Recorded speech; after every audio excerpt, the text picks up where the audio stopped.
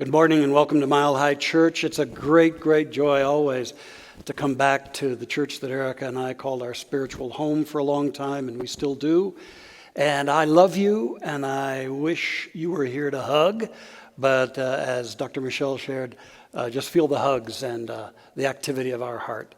I just want to, again, acknowledge the incredible job that Dr. Michelle and Reverend Josh are doing, along with their team of ministers and the incredible staff and the board of trustees and all the practitioners here who are doing to lead this church forward, even in these times that are difficult and unprecedented. I'm so impressed and so delighted, and we're blessed. We are really blessed. It's a joy to be with you here today. My topic is the spark that never goes out. The spark that never goes out. You know, for many years, anthropologists and social scientists have debated over what was the most important discovery that led to the survival and the ascent of humankind. Now, some would argue that the most important discovery was the wheel, because it allowed us to move greater burdens and it opened up transportation. Then there are those who would contend that it was the printing press, because finally information wasn't held back and that the masses could have knowledge and could grow. Some very wise people have suggested it was the advent of the banjo. And being one who is a player, I would think that that's got to be right up there at the top. But most agree that the discovery that surpasses them all is the discovery that a spark can be kindled into fire. And with fire, our ancestors now had light and warmth and could cook better and had protection. The new challenge was that the spark had to be tended, or the fire would be lost. We are in times of just amazing challenge. Amazing challenges individually, we all are experiencing them, and collectively. Of course, there's this global pandemic we've been dealing with these months. There's economic uncertainty, environmental uncertainty. People have experienced significant losses and setbacks. And if you're one of those, my heart goes out to you. And as after we're done here today, I just invite you to browse through the Mile High Church website and avail yourself of all the sources of support that are right here. You don't have to go it alone. And then now, there's this surging up of a new awareness of racial inequities and injustices. And the calls for profound changes in the deep psyche of our country, our culture, and indeed of all humankind. In intense challenges. And some worry, in the face of all of this, that the fire of our courage, our creativity, our caring has gone out. But I say that what's really needed is a new spark, leading us to a new energy that can not only save us, but renew us, lift us up. And more than anything, a new energy to evolve us. A special friend passed over into the greater dimensions about a little over a year ago. And her name was Barbara Marks Hubbard. I worked in various projects and organizations with her for many years. And Barbara, one of the most amazing futurists and social scientists. And she wrote a landmark book, Conscious Evolution. And in this book, Barbara teaches us that chaos and crisis precede transformation. And that when nature arrives at a limitation, it doesn't just adapt, it innovates and transforms. And she suggests then that our problems, ancient and current, are evolutionary drivers, calling us to become more and to reveal more of the potentiality that is within us. Well, I tell you what, we're in the presence of a lot of evolutionary drivers right now, without a doubt. And looking back over my own life, I see that the times, I reflect upon the times when I was confused, times I've been challenged, down on myself at times. I could see times when I was heartbroken. And even at this choice to retire about it a little over a year ago, that was Spirit-led and so right at a deep level, and yet at the level of my humanness, it was really tough.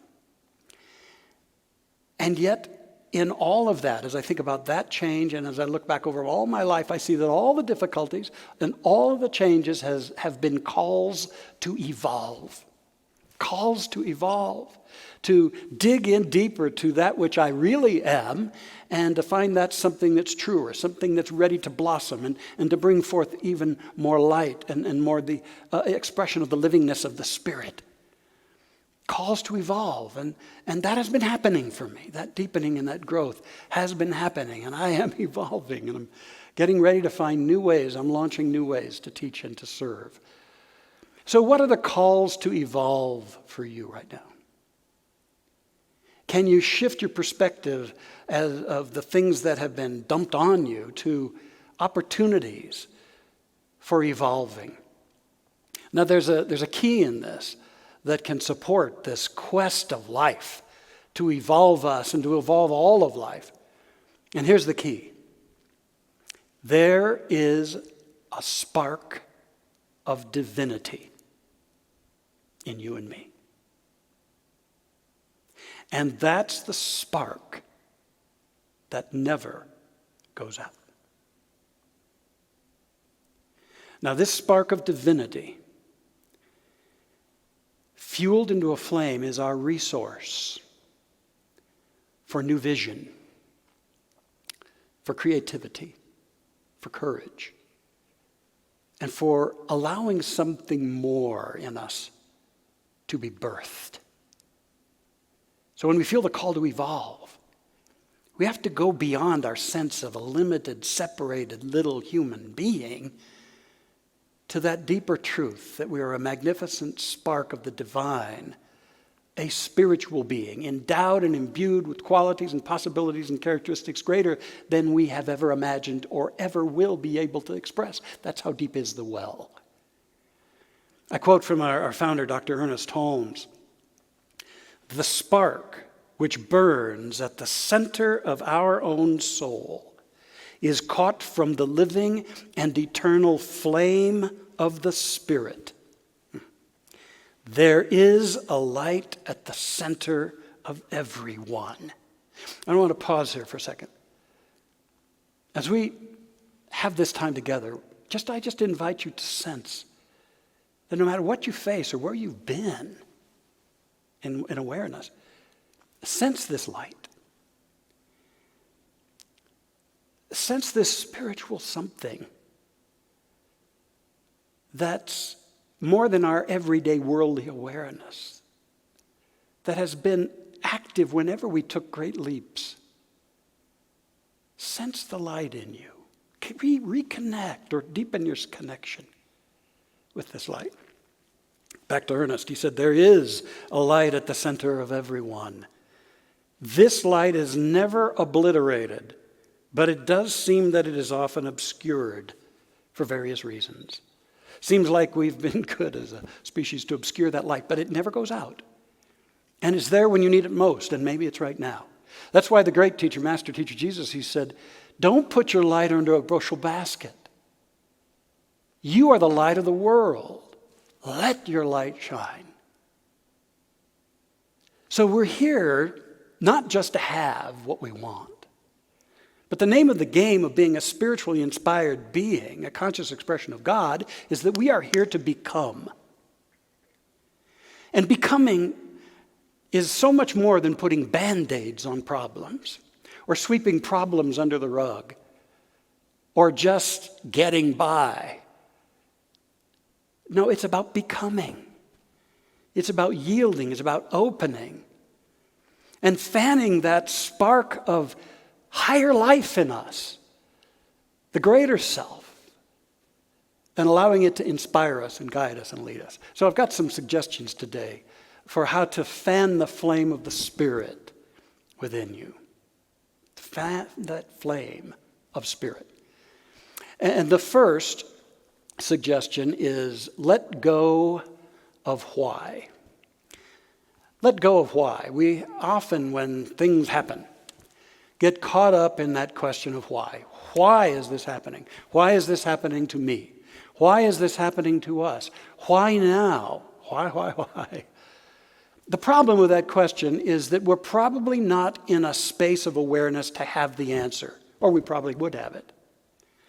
Oftentimes, my sense of why things have unfolded in my life only came after I had become more, had actually done that growing and could look from that greater vantage point at what was going on. But if you keep asking why when you're in the thick of it, it's like quicksand. And you sink into it, and you just get more aligned with victimhood in the thing. An author wrote about a time when she came out of 6 months of deep depression. Her second granddaughter at the age of 2 had died, and she'd been praying for her recovery, and she just hit the pits, as we can certainly understand and feel compassion for. But she had a spark happen, and it was like that little sprout that finds a way, nonetheless, to get through that concrete and into the light. And she had this spark that brought her out of it. And she wrote about her insights. She said, when life hands us situations we cannot understand, we have one of two choices. We can wallow in misery, feeling separated from God, or we can declare, God, I need to feel your presence now more than I need understanding. I choose God, and I trust that I'll know what I need to know when I need to know it. And it was that choice to fan the spark of her spiritual nature into a radiance and a healing energy within her that lifted her. So the first thing I would encourage you to do is let go of why. You may have insights into that later on, but let go of why. And secondly, another area of let go, shed an old skin. Shed an old skin. Whenever we're in times of becoming and challenging times, life is inviting us into profound newness. Joseph Campbell, such a great light on our planet, he said, we must be willing to get rid of the life we've planned so as to have the life that is waiting for us. The old skin has to be shed before the new one can come. So I ask you then, what old skin is it time to discard? You know, as we move into newness, we can't really take old baggage with us. It's contrary to the newness that we might say we're about. So often when life is inviting us into newness, the great question is, what do I need to let go of and grow beyond that can't be a part of the newness? Collectively, obviously, it's time for us to realize and grow beyond racial bigotry. And I would add religious bigotry. And the time is way past for this. It's time to shed that skin and mature our awareness as a culture and as a species. And individually, at the individual level, life is always encouraging us to move out of the little concept of ourself that our minds weave, the ego self, and to awaken the inherent greatness within us, to become what Deepak Chopra in his latest book calls the meta-human. Not just Homo sapiens, but the meta-human. And again, Barbara Marx Hubbard had a lot to say about that. She said that in order to have the kind of emergence and evolution we seek, we really do have to have a shift of identity. We have to shift out of the egoic, self-conscious, fear-based being who believes in separation and relies on violence and aggression and competition to make his or her way. And we have to awaken to that part of us which is from the central flames of the universe, as Dr. Holmes put it. That is a part of the universal one that is discovered in our hearts and that can draw upon infinite mind for higher ideas and expanded possibilities and can be the avenue, the conduit through which they can flow. That's the identity shift from creature human to co-creative spiritual being, working with the divine to create the next steps. So once again, I ask you, what is it time to let go of? What's the nature of the old skin to be shed? Is it lots of old negative beliefs about yourself and about life? Is it traditions of limitation? Do you hear yourself often saying, I'm just this, or I'm just that, or I'm too old, or I'm too young, or if you'd had my upbringing, you'd, or if you had to face what I'm facing? Traditions of limitation, which in their deepest level are excuses. Is it time to shed that? How about our resistances, our fears, our holding back? Is it time to shed some old biases and prejudices? Is it time to step beyond the teachings of your upbringing and your programming and to awaken to more? And is it time to let go of resentment, bitterness? One of the most moving examples of this is Nelson Mandela, working to bring down apartheid in South Africa, and he was imprisoned. And he spent 26 years in prison. Imagine that. Separated from your family, hard labor, 26 years until apartheid fell, and he and others who were imprisoned unnecessarily were released. But he had great wisdom. And he wrote, "As I walked out the door toward the gate that would lead to my freedom, I knew that if I didn't leave my bitterness and hatred behind, I'd still be in prison." Let's not stay imprisoned. What's it time to leave behind so that there's a clear space for the evolutionary impulse to have its way? You may not know what it's going to look like, but you know what's got to be released. I think in your heart of hearts you know this. See it, claim it, let it go. Shed that old skin. The third thing then, we're ready then to open to healing love. I beat this drum a lot whenever I speak or write, and it's that love is the great elixir. Love is the very activity of the divine. And I'm not talking about romantic love or mushy love or any of that stuff, sexual love or any of that. I'm talking about the love that is God, the love that's the cohesive force in this universe, the love that's the ultimate reality. And to open our hearts to that healing love is to gain access to vast creative resources in our life. Because the heart is the portal to the infinite intelligence. The heart is the portal to the evolutionary potential within us. It's in the heart that we not just think about God or believe in God, but we know and experience God, both in its pure essence and in life around us. When we let go of a bunch of stuff, we're ready to open to healing, expansive, evolutionary love. In the late 90s, a group of ministers I was a part of, we created an organization called the Association for Global New Thought. We had visions of this organization doing what it exactly did, reaching out into the world, making connections with other like-minded groups and teachers and scientists, and bringing new thought into the world. And one of our first projects, which we began in 1998, was the Season for Nonviolence. And we created this in partnership with Arun Gandhi, the grandson of Mahatma Gandhi. And we created it to honor the 64-day period between the death dates of Gandhi and Martin Luther King Jr. And the whole idea was to familiarize the principles and approaches of nonviolent social change, the change that Gandhi and Martin Luther King and Cesar Chavez and His Holiness the Dalai Lama were all about. And so we were the first, Mile High Church was the first to bring the Season for Nonviolence to Denver. This program, by the way, is still going on around the globe. We were the first to bring it here. And we had a terrific steering committee, and they created publicity and events and classes and did a whole lot of work with youth as well. It was beautiful.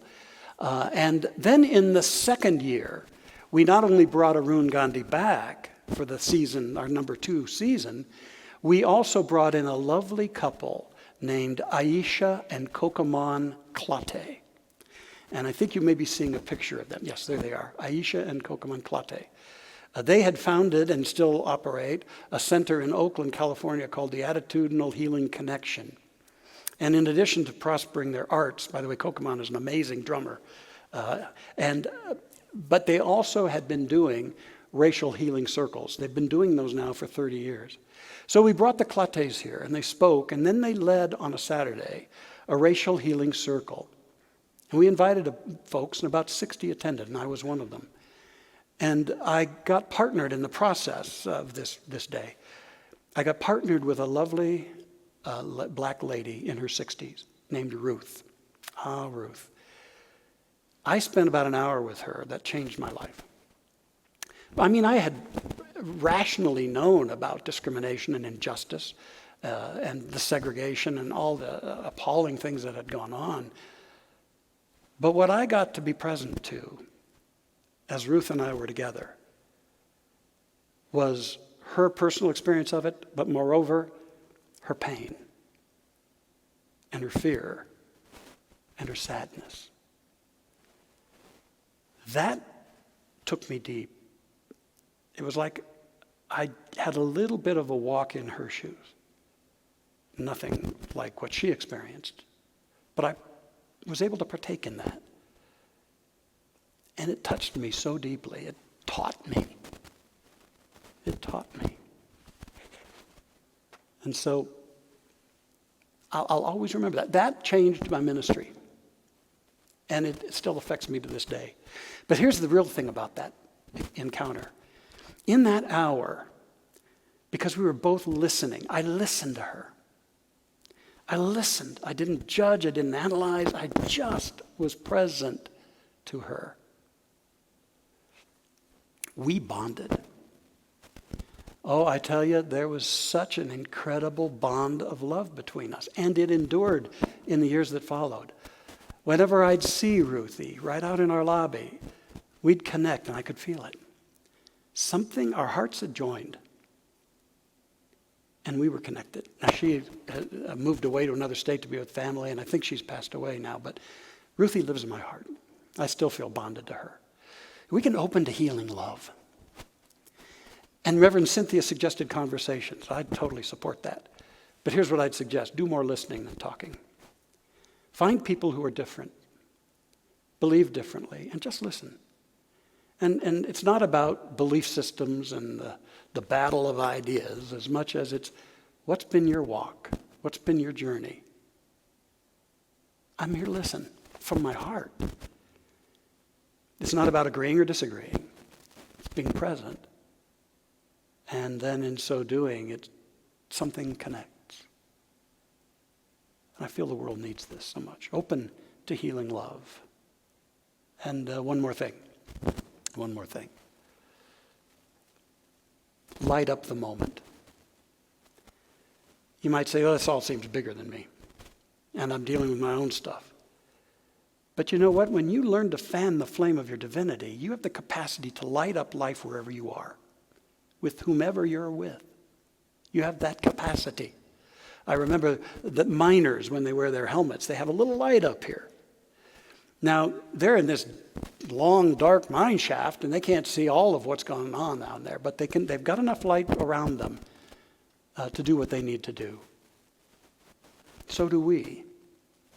The more we open our hearts and make ourselves available, we can shine light where we are. Maybe it's shining the light of kindness and caring.